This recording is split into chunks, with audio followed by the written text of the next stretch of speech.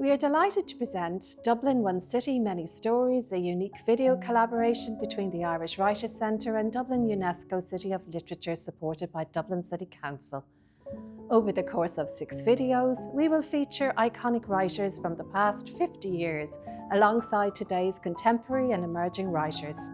Each will share their writing journeys, their experiences of writing and performing in Dublin, and their thoughts on Dublin as a character in its own right.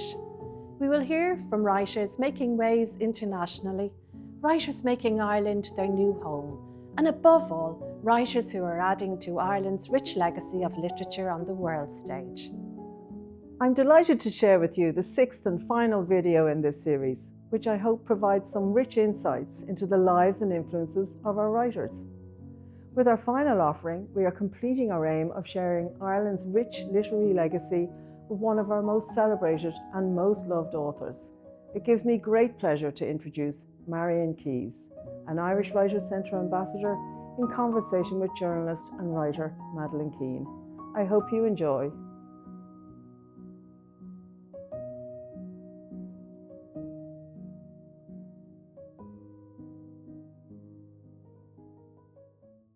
Marian, even though I know you were originally born in Limerick, spent time growing up in Cork and Galway, but yet most of your life has been spent in Dublin. And I suppose I think of you therefore as a quintessentially Dublin writer, and it comes through in your books. Is there such a thing as a Dublin writer? God, that's a huge question. Probably. Although I don't feel like one of them. Well, how would you define yourself? As definitely Irish. But I think the things that formed me as a writer were almost before I lived in Dublin. I moved to Dublin when I was 12. And I think it was grown up amongst spoken stories that hardwired that desire to tell stories. Yes, and you know, one of your great gifts, I really feel, is your ability to tell a story, which is so important in a novel, which I think not all novelists sometimes realise. You need to keep that story running along. And, you know, we are known as a nation of storytellers, and I know you've spoken about your family. You all love telling stories. Where does that impulse come from, do you think? I think it comes definitely from colonisation, because for so long we couldn't speak our own language. We weren't entitled to have an education. We weren't allowed to own land. There were so many things that we were forbidden to do. And the few things we had left were music and storytelling. And music, you need instruments. But with storytelling, it's portable. It's something that can be adjusted for the audience. Like when I was a kid, my grandparents, my mother's parents came from Clare, and they lived in a house with no electricity and no running water, and, you know, at least 2 miles walk from the neighbours. But at night, the neighbours would come, like they'd walk over the fields, and they would talk around the fire. I mean, conversation, and any bit of news was spun into something bigger and better. But yeah, I do think when a nation has been kind of stripped of almost everything and they're reduced to their essentials, you know, we couldn't cook. You know, we weren't allowed.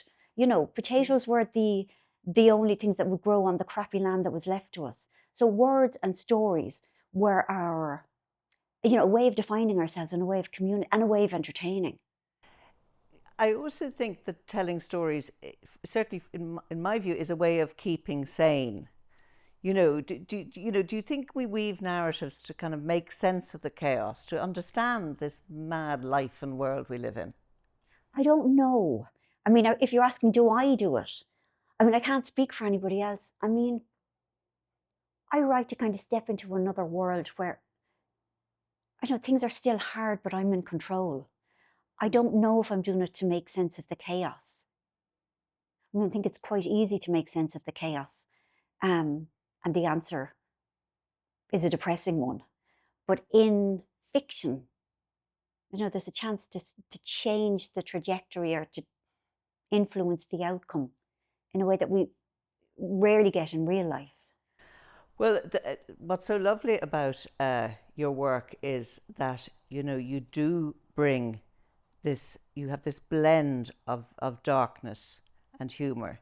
So you're not afraid to tackle the hard subjects, but you deal so, you do it so deftly, you know, alternating between light and shade. How do you manage that to make the dark stuff? You see, I think that's incredibly Irish. It's again, it's a survival mechanism, and it's also something we've been socialized to do. But it's important, especially as a writer, when I'm writing about something painful and something that may be affecting other people. It's a real narrow path to walk. I have to be hugely respectful and careful, and I continually write and rewrite and take things out and decide no and cross back and forth that line until I reach a point where I think, okay, this is accurate and it is lightened, but in no way is it making less of what people endure. But it's a challenge. Like, it's something that I have to work on. It isn't something that I just dash out and think that's grand. I mean, I have a responsibility, and especially if it's something that hasn't happened to me, then I have even more work to do to make sure, and consulting other people and saying, would that bother you? And sometimes they say, yeah. So it's work, but it's fine. That's what writing is. It's work. You know, you're very much associated, your work as a whole is associated with great warmth, all the W's, warmth, wit, wisdom. And that's very much how I think of you and your writing. And yet you do, like, if you look at your subject matter, and some of them very Irish, I know universal too, but, you know, abortion, alcoholism, emigration, domestic violence. And you do it with, I don't know, a sureness of touch. And yet, as I say, you bring this lightness to tackle them. I mean, that's because everything you've listed is not something that exists in the shadows. It's among us in everyday life. And it happens to regular people, to ordinary people, to people who think that shouldn't happen to me, but it does. And I've always been interested in things that affect us, well, especially things that affect women. And the idea of writing, see, I'm a storyteller. And like, my focus is human beings. Like, I don't write novels of ideas, like I write about people. And I sort of feel that nobody gets through life without a couple of those horrendous moments of, oh my God, I can't believe this has happened to me. And I'm interested in how we deal with that. And I don't want to write about, I don't want to abandon any of my characters. I want to kind of shepherd them through the awfulness, because like any other person, I've lived through awfulness, and I've learned it's survivable.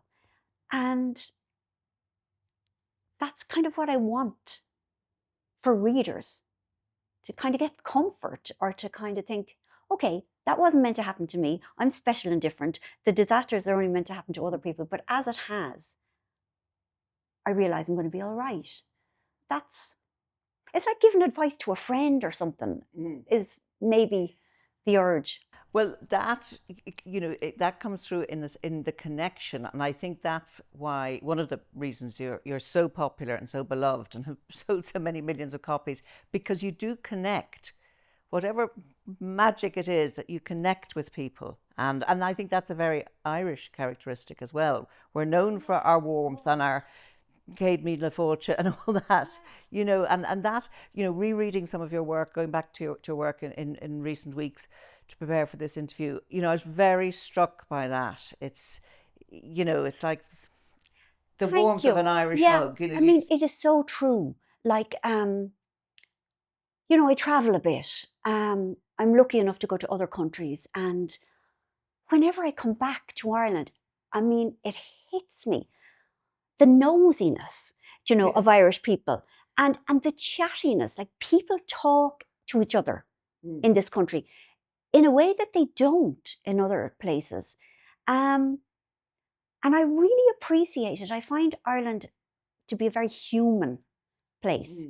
And people want to know about you, and they want to offer bits of themselves to you as well. And I love that.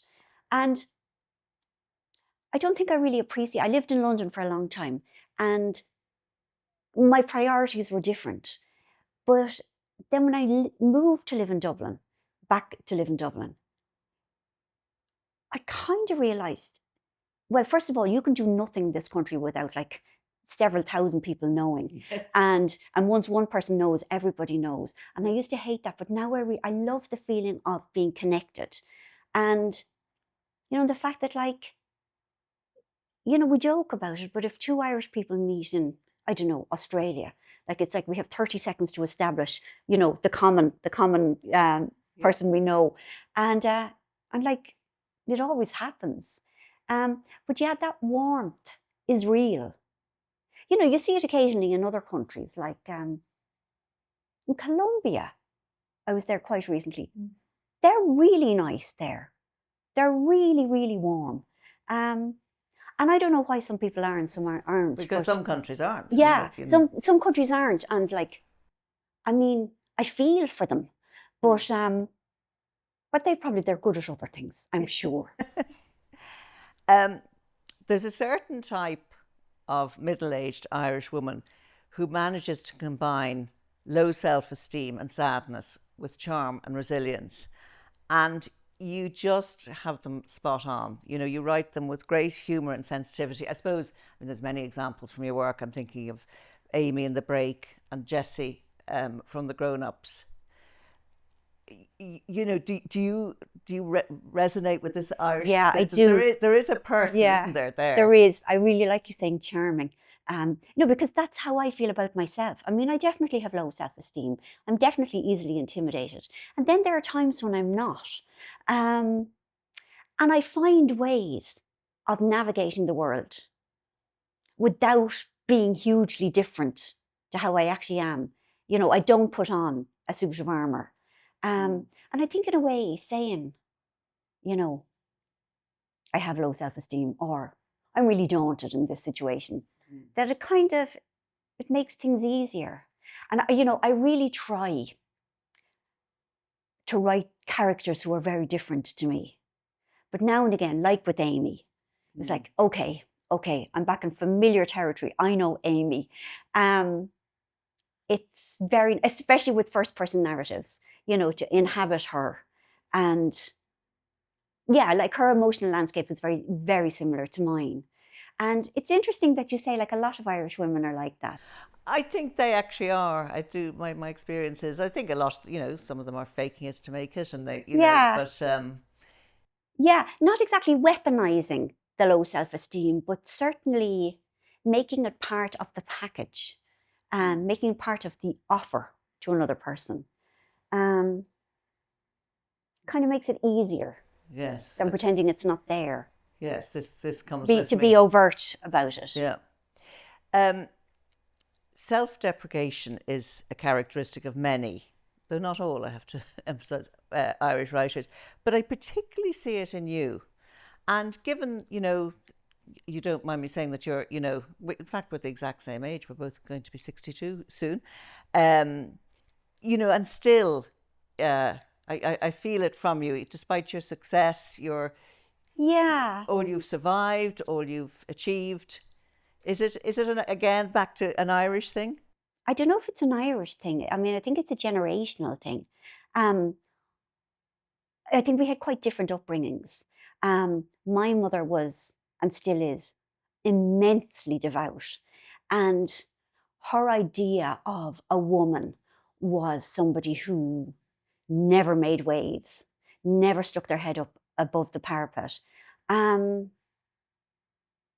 she found it really, really uncomfortable whenever I don't know, wrote about sex or, you know, gave out about the church or whatever. And also, actually, the nuns at school were exactly the same. Like they wanted us to be educated, and they wanted us to be confident, but not the bad kind of confident, but the kind of the obedient sort of confident. Um, you know, and so there was kind of a civil war in me always. You know, when I knew things were wrong, but if I uttered them, you know, the shaming would be immediate and excoriating. And it's really, really hard to oust that, because it started very, very young. Like early on, like you know, when I was 4 and I was at school, I dropped my glove and I was so self-conscious that I couldn't pick it up. You know, that's the way I was socialized, shaped. It's like, whatever you do not draw attention to yourself. If you're stupid enough to drop your glove, you just keep on going. So I think, I don't know if it's Irish. And then there's the whole, I mean, there's a huge Irish thing of like, again, another residue of being colonized is like, the minute you start getting uppity, you're acting like our colonizers, you know? Like humility was part of our identity. And it was how we differentiated ourselves. In that, like, confidence and arrogance was regarded as really distasteful. And I think that is very much in our national psyche still. I think most of us, we aren't even aware it's there. But I think an awful lot of Irish people, when we meet people from nations who love to boast about how much money they have, we're aghast. Like, we do think it is absolutely, it's so crass. And I think it is to do with, you know, we've only been a nation for 100 years. We're shaking off a lot of stuff. Yes, and when you marry that with our kind of, you know, that having been, you know, brought, you know, Catholic guilt of being brought up in a convent. Yeah. Do you know what I mean? That those nuns, even though, you know, we're in our 60s, those nuns never leave you, do they? Oh my God, they don't. And it's so funny because we moved from one set of overlords to another, you know? Yes. Like the Brits left and the church was like, hang on, we see a gap. And in they went. And, you know, to a certain extent, I can understand De Valera's desire to shape us, you know, in a completely new identity. You know, Catholicism was so much part of how he saw us differentiating ourselves from Britain. But it did just give us another set of people to be afraid of. Yeah, so there's like lots of layers of complications going on. Yeah. You know, so that must be a gift to a writer. You know, there's so many things for you to write about. I mean, I don't think of it like that. I mean, I never kind of think, what will I write about? I mean, I never decide with my head. Like, it's always driven by like emotion or like intuition. And I have tried maybe in the last, I don't know, 5 books to kind of, I mean, the last time I kind of wrote about the influence of the church was The Break, and it was about how Ireland considered abortion. But now I feel, I can see it in the youngs, you know, like people under the age of 30, like they are completely free of all that nonsense. It's beautiful to witness. So I think there's fault lines, generational ones, in that like people above a certain age are always going to have that kind of, we're going to have a, you know, a fairly large landing platform for shame, for toxic shame. Whereas below a certain age, they're free of it. And they're also, and you said this in an interview, you know, Irish people are actually very global, you know, and I think that younger generation are, you know, we're not the centre of the universe, Ireland, actually. Do you know what I mean? You see, I never thought we were. I thought we were the opposite. We were so insular. And now I think because of things like social media, you know, especially young people, their influences are not from Ireland. They're from all kinds of, well, other English-speaking countries mostly. You know, they have different cultures affecting their their opinions and their values. And I just think that's really healthy. Do you find it good to get out? I know you do a lot of travel. You said you were in Australia recently. How helpful do you find that? I certainly find getting off, as a friend of mine says, getting off the rock. It is very important because we can be so insular. But then again, because of social media and because of things like global TV shows, you don't have to get off the rock, you know, physically. And what you read as well is going to influence how we think. And like, honestly, spending time with people in their teens or in their 20s is it's so interesting. You know, they think very differently to, well, maybe it was always like that. Maybe 20-somethings were always different to 60-somethings. But I think Ireland has changed so much. It has hugely, hasn't it? And how do you approach that in your books? I mean, you've been writing for several decades now. Yeah, 30 years. Yeah. So it's a very different Ireland from... It is. But like with each of my books, what I have tried to do in some way is to reflect the world around me, especially how it pertains to women. And like that has changed with each book. So it's never really an effort because what I'm doing, I mean, it's what I'm interested in. I ask myself, like, what do I care about? What bothers me? What pains me? What makes me angry? And I'm making it sound like I make lists and everything. It's not like that. It's intuitive. You know, and I take a long time to write each book because I'm trying to kind of get to the core of what it is that is currently bothering me. So do you not know before you start? No, really? I don't.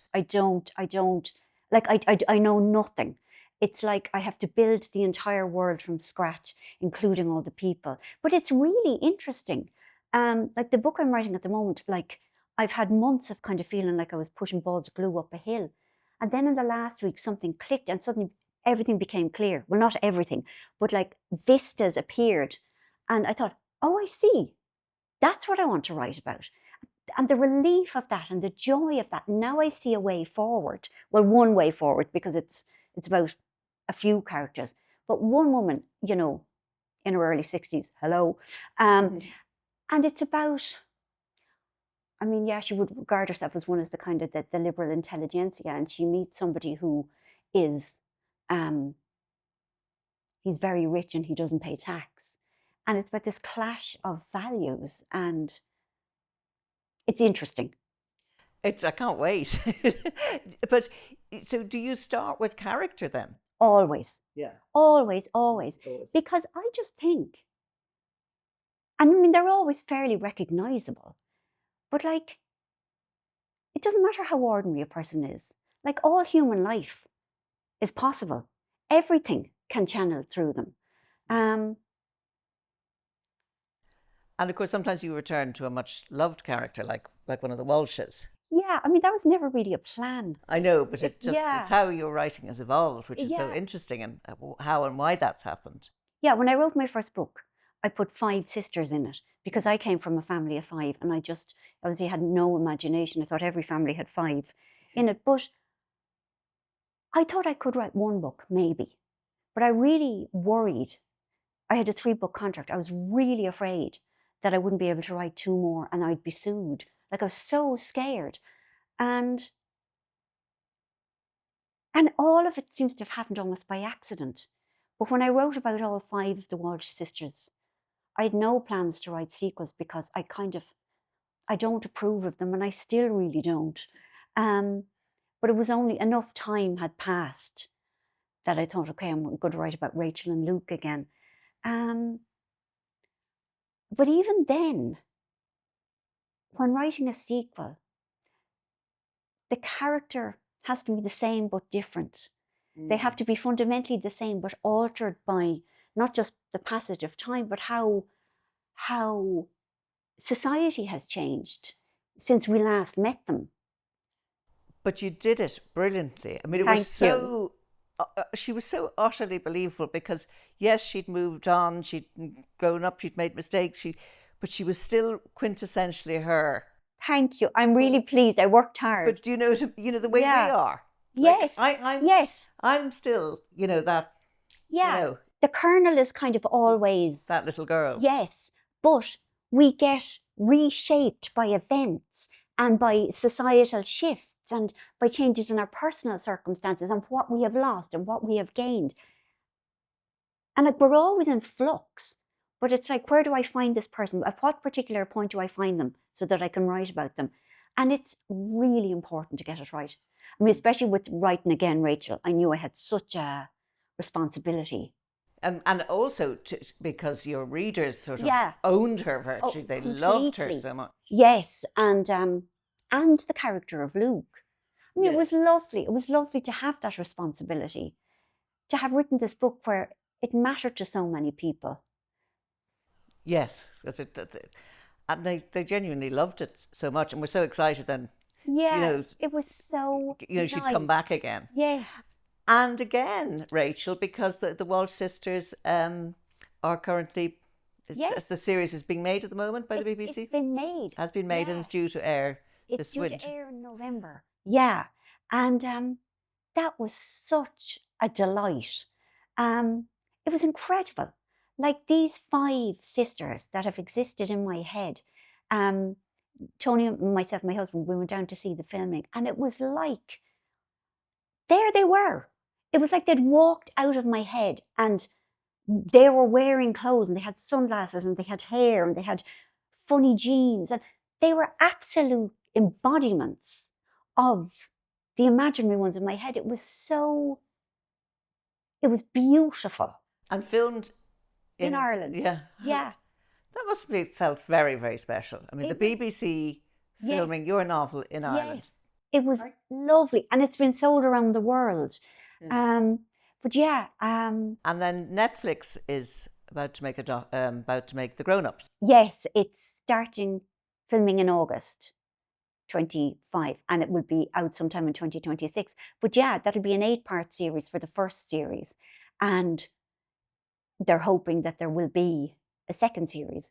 But like, again, the casting has been so much fun, the storylines. And you've been very involved. I have been very involved. Like, I feel very lucky. I mean, I wouldn't have wanted to script them because once I'm done with something, I'm done. I don't want to roll up my sleeves and get have to start working it again. But it has been so nice to answer questions or to make suggestions or to say, I don't think Jessie would wear that, or I think she would wear this. Or it has been really, really, really lovely. And of course, what's another brilliant facet of it is that it's being made here, so it brings more work. It brings lots of work to Irish actors, technicians. I mean, my God, like on the Walsh set, like there was about 4,000 people carrying clipboards and wearing walkie-talkies. Like I was like, what are they all doing? Like it was lovely. People going by with like pair of boots and like Ziploc bags, like people coming and going, and like hair and makeup and interiors. Like it was really, really lovely. But isn't it marvellous how much the Irish writer has come on? I mean, I know we've all those great Nobel Prize winners, Yeats and so on back in the day, but like the notion of the Irish writer, now you're adding to the economy, That is also a lovely feeling. Yes. It's incredible that, from one imagination and all this. Yeah, you see, I never thought of it like that until I went to the set of The Walshes, and the scriptwriter said, all these people have jobs because of you. And like, obviously it wasn't just because of me, but like that the stories had originated with me. It was a very strange feeling and really nice. You should be very proud of yourself. Yeah, but no, honestly, it's so impressive, genuinely. How does Dublin? We do want to talk about Dublin as a city, and it has produced so many brilliant writers. I mean, from Joyce and then the endless litany that's followed, yourself included. What is it about this strange, beguiling, small little place we live between the mountains and the sea? What is it about it? several different things. One of them is the fact that we don't speak English like anyone else in the English-speaking world. We speak English according to the rhythms of an older language. And that has made us mocked, you know, when we say like, I'm after doing something. But like that's a direct translation from Irish. So I think that makes sentences more lyrical, more colourful, more interesting. You know, they're often just swapped around the order of things. And a lot of our idioms are unique. Our slang is unique. It's like when I go to London to visit my daughter and I talk, you know, talking to English people, say, no, I was giving out to her about such and such. Like, what, they don't know what you're talking about. I find know. that so fascinating. Like, Yeah. I'm speaking English. Like, we're only over the road. Yeah, Like, I'm speaking English. Like, Yes. what bit of it don't you get? Understand. Yeah, so there's that. And then there is the thing that, like, you know, our entertainment was portable, like it was storytelling when we had nothing else. And then there's other stuff, like the way, you know, when we became a state, the way education was so prioritized because it was regarded as a way to compete in the world. And I suppose, I don't know, I mean, I do think Irish people are very articulate, and I'm not exactly sure where that comes from. But I know that we do value and reward storytelling and good conversation. You know, the worst thing that could be said about an Irish person is, he's no crack.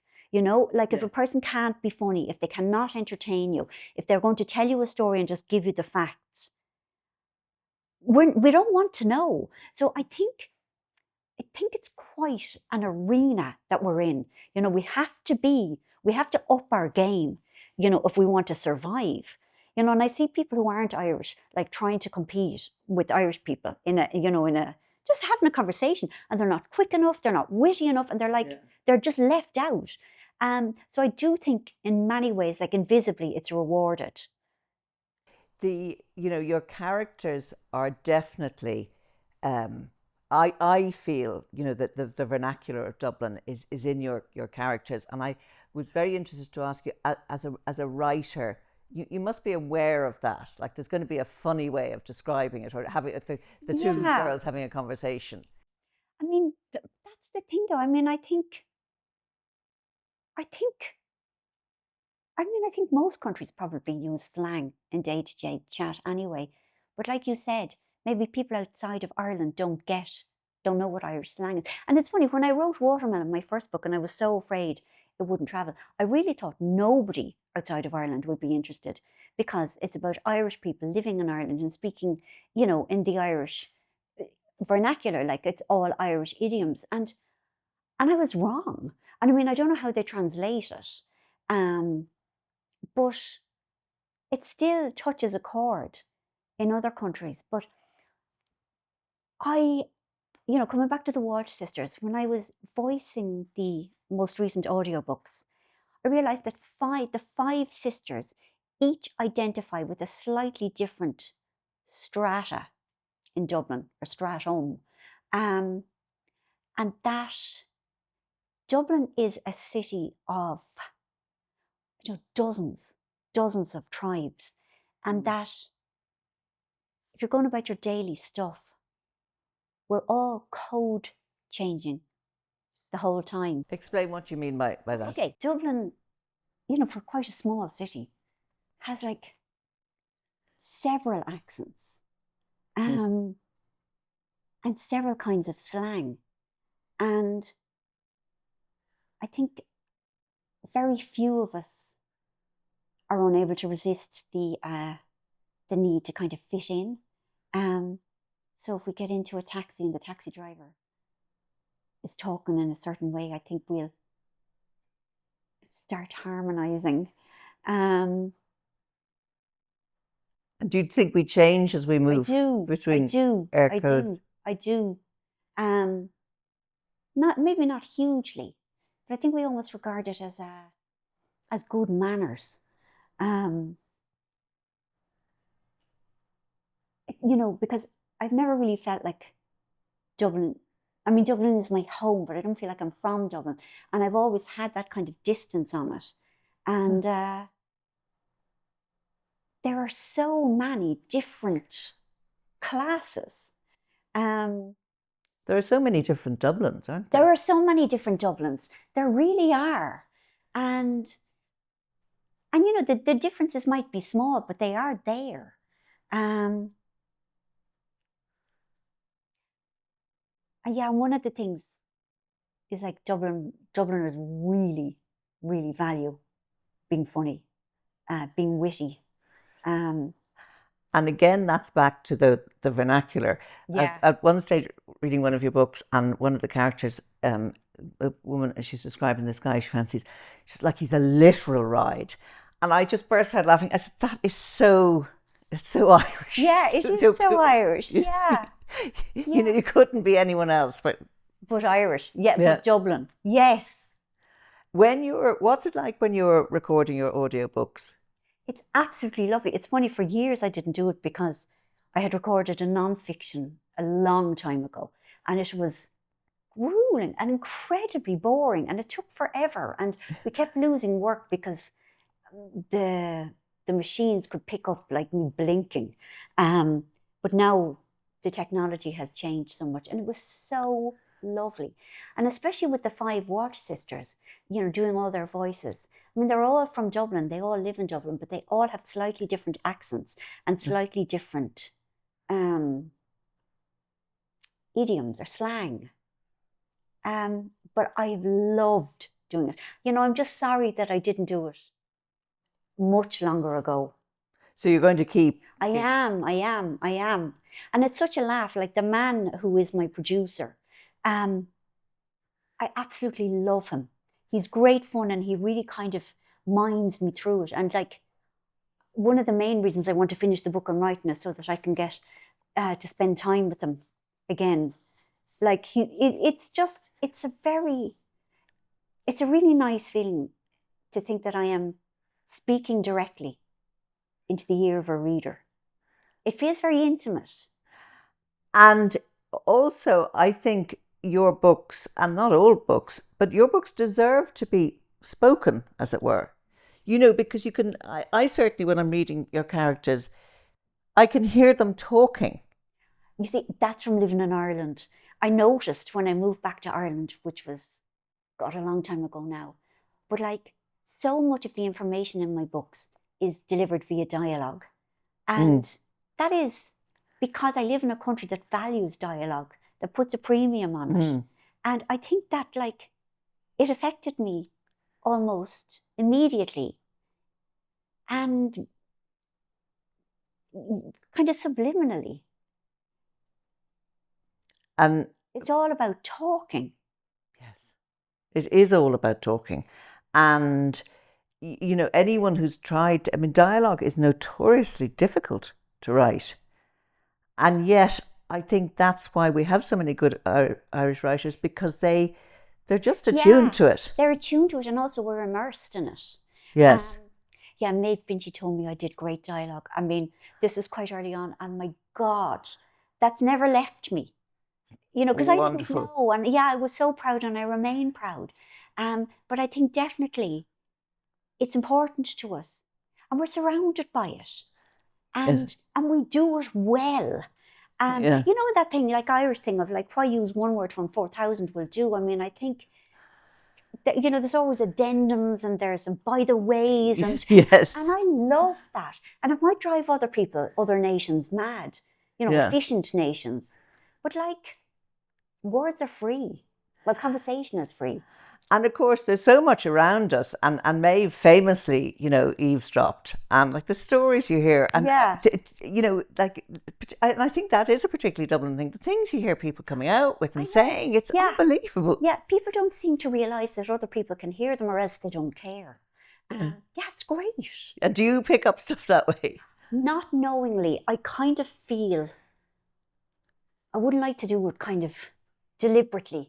I just feel there's something kind of a bit, it's not for me. It's just not for me. But I think it's unavoidable. I mean, I'm very porous. And I'm so nosy. And I'm always trying to figure people out. But you see, I think that's what it is part of your success. You're just so nosy, and I love it. I love it because I am too, and just I want to know everything fascinated. about a person, Yeah. everything. Yeah, I used to love that feature at the back of the Sunday Times magazine, you know, a day in the life. yes, Like, yeah. I'm genuinely interested what time people get up in the morning and what they Yeah. have for their breakfast. Do you not think they're all lying though? They all Oh, get up at 6 totally. o'clock But and but isn't that hot another? water and lemon juice. Yeah, exactly. But isn't that another Yeah, fascinating it layer? is, Because it why is. are they? Yeah, exactly. Why not say I wake at 9 with a howl, and Yeah. But again, that is a very quintessentially Irish thing. We are nosy yeah, as a race. yes. But it's lovely. Oh, yeah, it's fine. I mean, it's a good thing.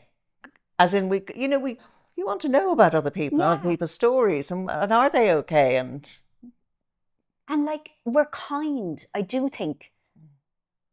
Like we look after people. What's it like when you move out to another city? When you say write about New York or London? New York and London are both easy. Because? Well, because I lived in London for a long time and I still am there a lot. And my sister lives in New York, so I feel quite connected. It's harder going, writing about other places. It's funny, I'm writing, one of my characters at the moment is from Cape Town. And I am really wobbly about her because I'm making assumptions about her background that I actually can't at the moment confirm. And I really don't like that. I don't like when I'm not on steady ground. So I have some South African writer friends. So I'm going to message them and ask if we can talk about it, because I don't want to get it wrong for the reader, but I also don't like being in the dark, because I can't know the character properly unless I know exactly what has formed her. And that is so vital to, Yeah. for me, one of the hallmarks of really good writing is authenticity. And that's very interesting that you're going to talk to people from there that you... Yeah, I will research everything. If I don't feel confident, I will definitely research it, because what you say about authenticity is so important. And you can always tell when somebody is when somebody is writing as a writer other than themselves. And be yourself is always the advice I would give. Just be yourself, write as yourself. Yes, and I think you can tell You can tell when somebody is trying to be more educated than they are, using words, or like just picking a style that is a little bit art and a little bit pathetically aspirational. There's no need. Calm down. Find your actual voice and then tell it. Exactly. Do you see yourself just always writing? Yes. Last year I took nearly the whole year off because there was something I wanted to do. I wanted to do a course in interior design, which I'd always wanted to do. And because I was over 60, I kind of thought, oh yeah, now might be the time. And I enjoyed it so much. And then it just ran its course. And then, I don't know, it begins with the characters. They start coming like buds in the snow, in the spring, in January. And I had kind of thought maybe this would be the end, but it wasn't. And you mean the last book? Yeah. Really? Yeah, I did. I was tired, and I felt my age. I was tired. And this other thing consumed me for a while, this, curtains and cushions and measurements and stuff. And then it didn't stay. And the books, the words, the people, it was the people, the characters. You see, and I don't see them ever going away from you. I don't really either. I regret that it takes me so long to write a book. No, don't worry about that. Okay. No, yeah. That's fine. Yeah, but I really love it, and I feel really privileged to be allowed to do it and be published. And I wonder if I would still do it if I wasn't published, and I sort of feel like I would, there's something about writing a fun exchange or an interesting exchange between two people who intrigue me, that I kind of get great pleasure out of it. And it is a way of stepping out of the horrors sometimes of the world we're in, and just finding an alternative reality for a while. No, I feel so lucky that this is what I'm allowed to do for a living. Well, we're very lucky to have you. Thank you, Marian. Thank you.